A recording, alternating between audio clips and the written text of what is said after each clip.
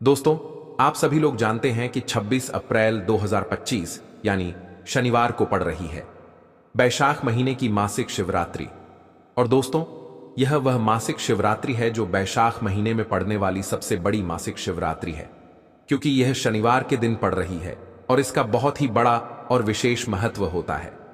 पूज्य गुरु जी ने कहा है कि अगर कभी भी मौका लग जाए और बैशाख महीने की शनिवार मासिक शिवरात्रि को पड़ जाए तो आप लोगों को 4 काली मिर्च के दाने का उपाय तो अवश्य ही करना चाहिए। इन दोनों का संयोग बहुत कम आता है और इसी के साथ में गुरु जी ने अपनी शिव पुराण कथा में बताया है कि इस दिन आपको शनिवार मासिक शिवरात्रि तो आपको अवश्य ही करना चाहिए, क्योंकि ऐसा दिन पूरे साल में सिर्फ एक ही बार आता है। और दोस्तों, आप सभी लोग जानते हो कि शनिवार मासिक शिवरात्रि का अगर सबसे बड़ा कोई उपाय है तो 4 काली मिर्च के दाने वाला उपाय है। तो दोस्तों, इस मासिक शिवरात्रि के दिन आप लोगों को इस 4 काली मिर्च के दाने वाला उपाय को जरूर करना है। बहुत सारे लोग होंगे जिन लोगों ने इस उपाय को ना किया हो, मतलब पूरा साल निकल गया, उन्होंने किसी भी दिन इस 4 काली मिर्च के दाने उपाय को ना किया हो। पर दोस्तों, आपके पास एक आखिरी मौका बचा हुआ है, जो कि 26 अप्रैल शनिवार मासिक शिवरात्रि। तो इस दिन आप लोगों को इस वाले उपाय को महीने भर इस उपाय को ना किया हो, पर अगर आपने इस बैशाख महीने के शनिवार मासिक शिवरात्रि के दिन अगर इस वाले उपाय को कर लिया तो आपको इस उपाय को करने का वह फल मिलेगा जिसकी आपने कभी कल्पना भी नहीं करी होगी। इसीलिए आप लोग इस वाले उपाय को एक बार जरूर कर लेना है, ताकि आप लोगों के हाथ से यह मौका ना जा सके और आपको इस उपाय को करने का फल मिल सके। दोस्तों, यह उपाय पंडित जी ने अपनी अभी की ही श्री शिव महापुराण की कथा में बताया है, जिस उपाय को आज हम आपको बहुत अच्छे से समझाने वाले हैं। इस वीडियो को देखने के बाद इस उपाय को समझने के लिए आपको कोई और वीडियो को देखने की जरूरत नहीं पड़ेगी। तो चलिए दोस्तों, उपाय को शुरू करते हैं। देखिए, यह इस बैशाख महीने के शनिवार मासिक शिवरात्रि के दिन यह इतना खास होता है, इतना महत्वपूर्ण होता है। देखा गया है कभी कभी बड़े बड़े पूजा पाठ अनुष्ठान से जो मनोकामना पूर्ण नहीं होते, वह बैशाख महीने के शनिवार मासिक शिवरात्रि के दिन एक छोटे से उपाय करने से ही आपकी मनोकामना पूर्ण हो जाती है। और बहुत सारे लोगों ने इस उपाय को किया भी है और उनको इस उपाय को करने का फल भी जरूर मिला है। अगर आप लोग भी इस उपाय को करना चाहते हैं तो आप इस उपाय को पहले अच्छे से समझ लेना, सुन लेना, उसके बाद करना। आपको इस उपाय का फल जरूर मिलेगा और इस उपाय को कर लेने से आपके घर में चाहे किसी भी प्रकार की दुख और समस्या क्यों ना चल रही हो, आपको उसका कारण भी नहीं पता है कि भाई यह समस्या किस कारण से चल रही है। उसका कुछ भी कारण हो सकता है, जैसे पितृदोष हो सकता है या किसी भी तरह का मंगल दोष भी हो सकता है। तो इस दिन आप लोगों को यह वाला उपाय कर लेना है।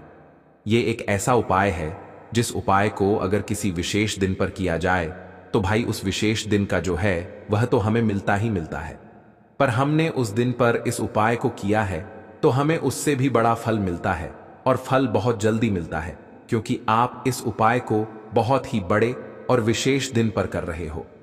तो चलिए अब उपाय के बारे में बात करते हैं, लेकिन उससे पहले आप लोगों को यह जानना आवश्यक है कि आखिर यह उपाय किस समय करना है, किसको करना है और कैसे करना है। तो चलिए हम आगे आपको वीडियो में एक एक करके बता देते हैं। लेकिन उससे पहले अगर आप लोग हमारे चैनल पर पहली बार आए हैं या फिर मेरी आवाज आज पहली बार सुन रहे हैं तो हम हमारे चैनल को सब्सक्राइब जरूर कर लेना और इस वीडियो को लाइक करके कमेंट बॉक्स में श्री शिवाय नमस्तुभ्यम ओम नमः शिवाय जरूर टाइप कर देना।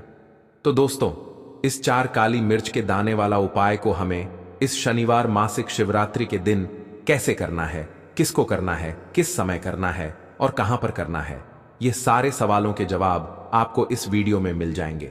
और जो यह वीडियो देखेगा भाई, उसको 4 काली मिर्च के दाने वाला उपाय जरूर करना चाहिए, क्योंकि इस दिन एक काली मिर्च के दाने का भी बहुत ही बड़ा और विशेष महत्व होता है। और जब बात आ जाए 4 काली मिर्च के दाने वाला उपाय की, तो यह सोने पर सुहागा वाली बात हो जाती है और यह एक बहुत ही बड़ा उपाय हो जाता है इस शनिवार मासिक शिवरात्रि का। तो अब दोस्तों, इस 4 काली मिर्च के दाने वाला उपाय को आखिर करना किसको है, सबसे पहले हम लोग वह बात जान लेते हैं। तो देखो, घर की जो बड़ी माताएं बहनें होती हैं, उन माताओं बहनों में से कोई भी एक बड़ी माता वह इस वाले उपाय को कर सकती है। और दोस्तों, अगर आप चाहे तो अपने घर में से सभी सदस्यों को भी इस उपाय को करवा सकते हैं। अगर किसी व्यक्ति की खुद की कोई मनोकामना है, खुद की कोई दुख और परेशानी है जो कि वह अपने लिए ही करना चाहता है, इस वाले उपाय को तो वह खुद अपने लिए भी कर सकता है। बाकी अगर कोई घर में से ऐसा है जो कि अपने पूरे घर परिवार की सुख और शांति के लिए यह वाला उपाय करना चाहता है, तो भाई वह भी कर सकता है। उसमें भी कोई दिक्कत वाली बात नहीं है। कहने का मतलब यह है कि इस उपाय को हर एक सदस्य भी कर सकता है और पूरे घर परिवार के सदस्य के लिए घर की बड़ी माताओं बहनों में से कोई एक माता बहन भी कर सकती है। माताएं बहनें अगर घर में उपस्थित ना हो या वह यह वाला उपाय ना कर पा रही हो, तो फिर घर का कोई बड़ा सदस्य भी इस 4 काली मिर्च के दाने वाला उपाय को कर सकता है, चाहे फिर वह पुरुष ही क्यों ना हो, उसमें कोई भी दिक्कत वाली बात नहीं है। अब दोस्तों, जो अगला प्रश्न निकल कर आता है वह यह आता है इस उपाय को लेकर कि आखिर इस उपाय को हमें किस समय करना है, सुबह के समय करना है कि शाम के समय करना है। तो देखो, इस वाले उपाय को आप लोग सुबह के समय भी कर सकते हो और शाम के समय प्रदोष काल में भी कर सकते हो। अब अगर आप पूछो कि भाई सबसे उत्तम समय कौन सा रहेगा इस 4 काली मिर्च के दाने वाला उपाय को करने का, तो हम आपसे बस यही कहेंगे कि इस उपाय को आप सुबह के समय करेंगे तो ज्यादा बेहतर होगा। बाकी अगर प्रदोष काल शाम के समय भी करेंगे तो भी अच्छा होगा, उसमें कोई भी दिक्कत वाली बात नहीं है। तो अब दोस्तों, जो अगली सबसे बड़ी और महत्वपूर्ण बात आती है वह यह आती है कि सुबह अगर हम उपाय को करेंगे तो हमें कितने बजे से लेकर कितने बजे तक के बीच में करना है, और शाम के समय प्रदोष काल में करेंगे तो हमें कितने बजे से लेकर कितने बजे के बीच में करना है। तो देखो, सुबह जितनी जल्दी हो सके आप उपाय को करने की कोशिश करना। बाकी अगर किसी कारणवश लेट भी हो जाओ, थोड़ी देर भी हो जाए, तो 10 या 11 बजे तक भी आप उपाय कर लेना, पर 12 बजे से ज्यादा देरी ना हो, ठीक है? इस बात का ध्यान रखना। उसके बाद में दोस्तों, अगर शाम के समय प्रदोष काल की बात करें, प्रदोष काल का जो समय होता है वह शाम के 6 बजे से शुरू हो जाता है। मतलब शाम के 6 बजे से लेकर रात के 7 बजे के बीच का जो समय होता है, यह समय प्रदोष काल का समय होता है। तो आप इस उपाय को या रात के 8 बजे के बीच में भी कर सकते हो। मतलब शाम के 6 बजे से लेकर रात के 8 बजे के बीच का जो समय होता है, यह समय प्रदोष काल का समय होता है। 8 बजे के बीच में आप कभी भी इस वाले उपाय को कर सकते हो, उसमें कोई भी दिक्कत वाली बात नहीं है। तो देखिए, शनिवार के दिन जो मासिक शिवरात्रि पड़ती है उसे शनि मासिक शिवरात्रि के नाम से भी जाना जाता है। शनिवार का दिन शनि देव को समर्पित होता है और साल 2024 शनि का ही साल है। ऐसे में जो लोग शनि की कृपा प्राप्त करना चाहते हैं, शनिदेव का आशीर्वाद प्राप्त करना चाहते हैं, शनिदेव के आशीर्वाद से महाधनी बनना चाहते हैं, वह लोग इस उपाय को जरूर करें। अब देखिए, शनिदेव जो है यह कर्म फलदाता है। जब व्यक्ति को दुख और कष्ट देते हैं, उसके कर्मों के हिसाब से तो व्यक्ति अपने जीवन में पूरी तरह से परेशान हो जाता है। उसके पास पैसे की कमी भी होती है, उसके पास कर्जे की समस्याएं बढ़ती हैं, उसके घर में बीमारियां भी होती हैं।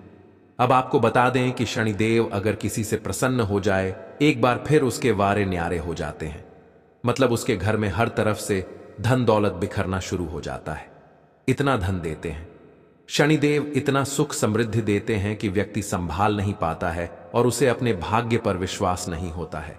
यह बिल्कुल सत्य है कि शनि की पीड़ाएं बहुत कष्टकारी हैं, लेकिन आपको बता दें कि शनिदेव तो कर्म फलदाता है और व्यक्ति को उसके कर्मों के हिसाब से फल देने का काम इन्हीं का है। लेकिन अगर कोई शनिदेव की उपासना कर ले, कुछ उपाय कर ले, तो शनिदेव अपने उस भक्त को तुरंत क्षमा भी कर देते हैं और उसके जीवन को सुख से भर देते हैं।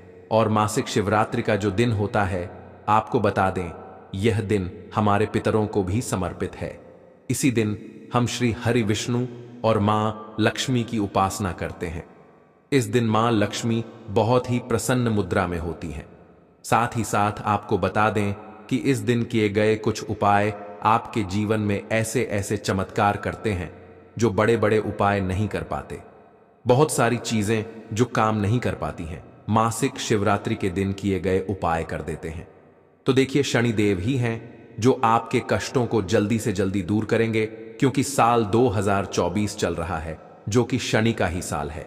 और अब विश्वास मानिए, अगर 2024 में आपने शनि को प्रसन्न कर लिया तो आने वाली आपकी जो 7 पीढ़ियां हैं ना, वह भी अपने जीवन में धन सुख समृद्धि देखेंगी। कभी भी लौटकर आपके घर में मेन धनता नहीं आएगी। कहते हैं ना कि पीढ़ी की पीढ़ियां भी धनवान बन रही हैं। इन लोगों की तो पीढ़ी दर पीढ़ी जो धन बढ़ता है वह ऐसे ही लोगों के घर में बढ़ता है जो शनिदेव को प्रसन्न कर ले, अपने पितरों को प्रसन्न कर ले, मां लक्ष्मी को प्रसन्न कर ले, श्री हरि विष्णु को प्रसन्न कर ले। साथ ही साथ घर में अगर वास्तु दोष हो ना, तब भी धन की समस्याएं जो हैं वह उत्पन्न हो जाती हैं। और जो उपाय हम आपके लिए लेकर आए हैं, यह उपाय आपके घर से वास्तु दोष, नजर दोष को भी दूर करेगा और शनिदेव की तो कृपा आपको मिलेगी ही मिलेगी। तो बात कर लेते हैं कौन सा उपाय है और किस तरह से आपको इसे करना है। तो देखिए, सबसे पहले काली मिर्च यहां पर आपको लेनी है। कितने दाने? 4 दाने लेने हैं। बिल्कुल भी टूटे हुए ना हो, खंडित ना हो, साबुत से दाने आपको लेने हैं। एक लेना है कपूर, बहुत ही छोटा सा कपूर का टुकड़ा या कपूर की टिकियां। अगर बड़ा कपूर पूरे है तो उसमें से तोड़कर निकाल लें। एक मिट्टी का दीपक आपको यहां लेना है या कोई भी बर्तन लेना है। अगर मिट्टी का दीपक नहीं है तो कोई कटोरी या कोई बर्तन ले सकते हैं। आप पूजा का बर्तन होना चाहिए, ठीक है ना। अब उसके अंदर 4 काली मिर्च रखनी है, एक कपूर रखना है और आपको अपने घर में किसी भी जगह पर, किसी भी कमरे में इसे जला देना है। जलाने से पहले आपको एक मंत्र बोलना है, ओम सम शनिश्चरय। और अगर आपको यह मंत्र ध्यान है तब तो आप ऐसे ही बोल लेंगे। अब जिन लोगों को मंत्र नहीं पढ़ पाते हैं, है ना, बहुत सारे लोग हैं जो मंत्र नहीं पढ़ पाते हैं, वह क्या करेंगे? तो ऐसे ही जय शनिदेव, जय शनिदेव आपको 3 बार बोलना है, ठीक है ना। शनिदेव का ध्यान करना है और 4 काली मिर्च को कपूर के साथ जला देना है। शनिदेव से क्षमा याचना करनी है कि जो भी हमसे भूलचक हो गई हो उसके लिए हमें माफ कर दें और अपनी कृपा हम पर बनाए रखें। तो देखिए, शनिदेव से हमेशा जब भी आप उनका कोई उपाय करते हैं, आपको हमेशा ही उनसे क्षमा याचना जरूर करनी होती है, क्योंकि हमसे भूलचक जो भी हो जाती है जाने अनजाने, उसके लिए हमें हमेशा शनिदेव से क्षमा मांगनी चाहिए। क्योंकि जब भी हम उनसे क्षमा मांगते हैं, उनसे प्रार्थना करते हैं और उनसे जुड़े हुए उपाय करते हैं, तो न देवना बहुत जल्दी अपने भक्तों को क्षमा करते हैं और उनके कष्टों को दूर कर देते हैं। तो बहुत ही अचूक उपाय है। मासिक शिवरात्रि के दिन किस समय आपको यह उपाय करना है? तो देखिए, शाम के समय, किसी भी समय आप इस उपाय को कर लीजिए। रात के 9 बजे तक, 9:30 तक भी आप इस उपाय को कर सकते हैं। अब बात कर लेते हैं दूसरे उपाय की, क्योंकि इस दिन मासिक शिवरात्रि है और मासिक शिवरात्रि की तिथि जो है यह मां लक्ष्मी को समर्पित है और इस दिन मां लक्ष्मी बहुत ही प्रसन्न मुद्रा में होती है। अब आपको बता दें कि बैशाख का महीना चल रहा है, जिसे कि हम अग महीना भी बोलते हैं, और यह कब तक रहेगा? 26 अप्रैल 2025 तक रहेगा। यानी यह जो बैशाख की मासिक शिवरात्रि है, यह साल की सबसे बड़ी मासिक शिवरात्रि इसलिए है क्योंकि बैशाख का पूरा महीना बहुत ही कल्याणकारी है धन संपदा को बढ़ाने के लिए, क्योंकि यह महीना मां लक्ष्मी को ही समर्पित है और ज्यादा समय इस माह में मां लक्ष्मी धरती पर भ्रमण करती है और अपने भक्तों की मनोकामना को पूरा करती है। भगवान स्वयं गीता में कह रहे हैं कि जितने भी माह हैं, जितने भी महीने होते हैं, उनमें मैं बैशाख यानी अगन हूं। तो आप समझ सकते हैं कि यह पूरा महीना मां लक्ष्मी श्री हरि विष्णु को समर्पित है और इस माह में पितरों को प्रसन्न करने के लिए भी बहुत उपाय किए जाते हैं। अब आपको करना क्या है? देखिए, स्थिर लक्ष्मी का घर में वास होगा, कभी धन की कमी नहीं आने वाली। आपके जीवन में हमेशा आपके पास पैसा रहेगा। मां लक्ष्मी को लाल रंग बहुत ज्यादा प्रिय है। आपको क्या करना है? एक लाल रंग का पुष्प लेना है और एक लाल अनार आपको लेकर आना है। अगर अनार आपको नहीं मिलता है तो कोई भी लाल फल ले लीजिए। 2 छोटी लौंग आपको लेनी है, एक कपूर लेना है। घर के मंदिर में बैठ जाएंगे। सबसे पहले माता लक्ष्मी के सामने लंबी बाती का दीपक आपको जलाकर रख देना है। शुद्ध देसी घी से दीपक तैयार कर लेना और दीपक जलाकर रख देना। माता लक्ष्मी के सामने अब जो आपने 2 लौंग और एक कपूर लिया है, ये मां लक्ष्मी के सामने आपको जला देना है। अब जो लाल रंग का फल आप लेकर आए हैं, देखिए अनार लाते हैं, तब तो बहुत ज्यादा उत्तम है। अनार नहीं मिलता है आपको बहुत सारी जगहों पर एकदम से फल नहीं मिल पाते हैं, है ना? तब आप कोई भी लाल रंग का एक फल उनको अर्पित कीजिए। एक लाल फूल मां को अर्पित कीजिए। लाल फूल में आप गुलाब का भी ले सकते हैं, कमल ले सकते हैं, गुड़हल ले सकते हैं। कोई भी लाल फूल आप ले लीजिए और मां लक्ष्मी को अर्पित कीजिए और फिर देखिए कि कैसे आपके पास धन धन बरसता है। ऐसा समझ लीजिए धन संभालना मुश्किल हो जाएगा। अगर यह उपाय कर लिया, सच्ची श्रद्धा से कर लिया और मां लक्ष्मी की कृपा मिल गई, तो अब आपके भाग्य को बदलने में, चमकने में ज्यादा देर नहीं लगेगी। तो शाम के समय का यह उपाय है और शाम के समय में ही आपको अपने घर के मंदिर में माता लक्ष्मी के सामने करना है। अब देखिए, बात कर लेते हैं बहुत जल्दी से अपने तीसरे उपाय की, जो कि है पितरों को प्रसन्न करने के लिए, क्योंकि मासिक शिवरात्रि की तिथि हमारे पितरों को भी समर्पित है। और पितृ प्रसन्न तो पूरा घर ही प्रसन्न रहता है, क्योंकि पितृ जिनके प्रसन्न होते हैं उनके घर में कभी कष्ट नहीं आते, कभी दुख नहीं आते। इसीलिए आपको हमेशा अपने पितरों को प्रसन्न रखना चाहिए। अब पित कैसे प्रसन्न रहेंगे आप? जहां पर अपने घर में पीने का पानी रखते हैं, अपने पितरों के लिए वहां पर आपको एक दीपक लगाना है। दीपक किस चीज का लगाएंगे? आपको यहां पर सरसों के तेल का दीपक लगा सकते हैं, या तिल का तेल अगर मिल जाता है तो उसका दीपक लगाएं। हमेशा पितृ प्रसन्न रहेंगे और कभी पितृ दोष की वजह से घर में ना क्लेश होगा, ना संकट आएंगे, ना धन की कमी आएगी, ना कर्जे की समस्याएं आएंगी। तो दोस्तों, है बाकी आपका चावल बासमती हो या सादा चावल हो या कोई सा भी चावल हो, उसमें कोई भी दिक्कत वाली बात नहीं है। तो सीधी सी बात है कि आपके घर के रसोई घर में जहां पर आप भोजन बनाते हो, वहां पर जो भी चावल आपके उपस्थित हो, उन चावलों में से अपनी एक कटोरी भर लेना या एक मुट्ठी चावल अलग से निकाल कर रख लेना। क्योंकि हम 11 चावल ही यहां पर इस उपाय में लेने वाले हैं, तो हमें यह चावल के दाने गिनकर निकालने पर डढ़ेंगे। इस बात का आप लोगों को ध्यान रखना है। तो अपने उस चावल की कटोरी में से या चावल में से 11 ऐसे चावल के दाने आप लोग निकाल लो जो कि टूटे हुए ना हो, कटे पिटे ना हो, जिनमें कोई दाग ना लगा हुआ हो, है ना? अच्छे साबुत चावल के दाने 11 दाने आप लोग निकाल कर रख लो और इन्हें किसी भी एक कागज की पुड़िया में या किसी एक छोटी सी कटोरी में आप लोग रख लो, ताकि यह सुरक्षित रहे। आपके एक भी चावल का दाना इधर उधर ना हो और आपका उपाय भी पूरा अच्छे से हो जाए।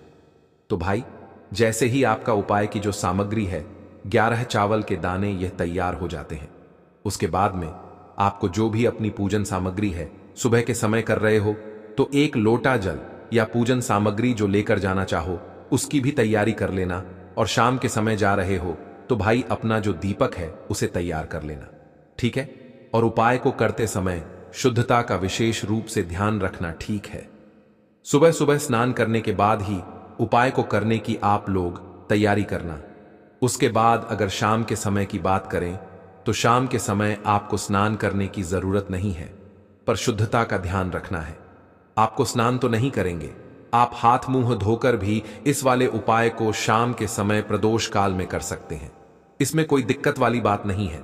तो आप अपने उपाय की पूरी सामग्री तैयार करके आपके पास ही में जो आपका शिव मंदिर हो वहां पर पहुंच जाइए। सबसे पहले शिव मंदिर में जाकर आप लोगों को उपाय नहीं करना है, पहले भगवान के दर्शन करना है, भगवान से आशीर्वाद प्राप्त करना है, फिर शिव जी के शिवलिंग के पास में आना है। शिवलिंग के पास में आने के बाद आप जो पूजन सामग्री लेकर आए हुए हैं, जैसे कि सुबह गए हुए होंगे, तो एक लोटा जल और जो भी पूजन सामग्री लेकर आए हैं, आप उनसे भगवान शिव जी की पूजन कीजिए। सबसे पहले तो एक लोटा जल ही चढ़ेगा, उसके बाद में आपकी पूजन सामग्री चढ़ेगी।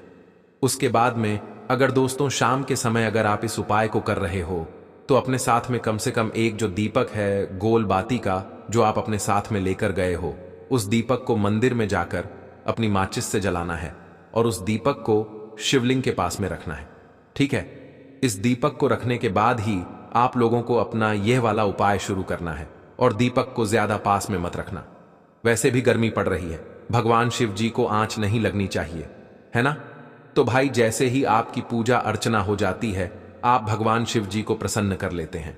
उसके बाद में शिवलिंग के पास ही में आप कहीं पर बैठ जाइए, सामने या आसपास जिस जगह पर आपको बैठना हो वहां पर बैठ जाइए और अपने वह 11 चावल के दाने अपने सामने निकाल कर रख लीजिए।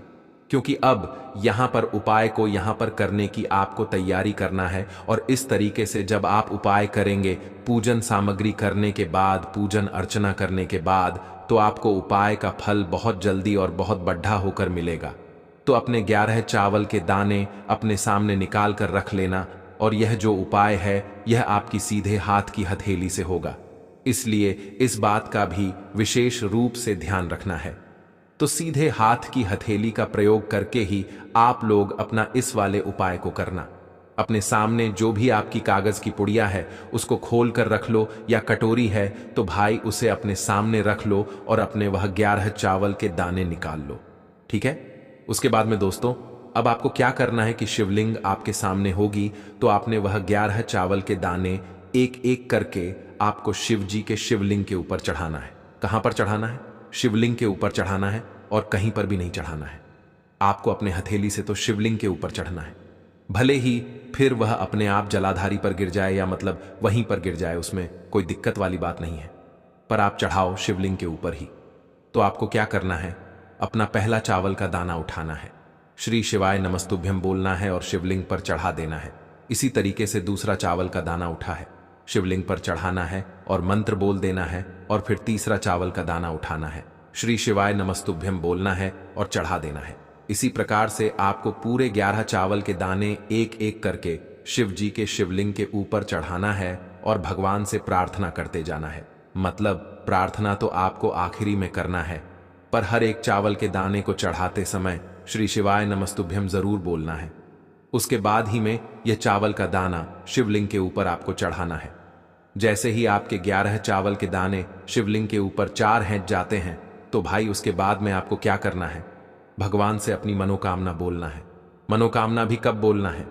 जब आपका 11वां चावल का दाना आपके सीधे हाथ की हथेली में हो और आप उसे चढ़ाने के लिए जा रहे हो। श्री शिवाय नमस्तुभ्यम बोलकर उस आखिरी चावल के दाने को शिवलिंग के ऊपर चढ़ा देना और भगवान से फिर अपनी वह मनोकामना बोल देना, जिस मनोकामना के लिए आप लोग अपना यह वाला उपाय कर रहे हो, जिस भी दुख और परेशानी के लिए आप लोग अपना यह वाला उपाय कर रहे हो। उसके बाद में जैसे ही आप अपनी मनोकामना बोल देते हो, आपका यह वाला उपाय पूरा हो जाता है। पर दोस्तों, उपाय को करने के बाद आप लोगों को 2 मिनट भगवान शिव जी के मंत्र का जाप जरूर करना है।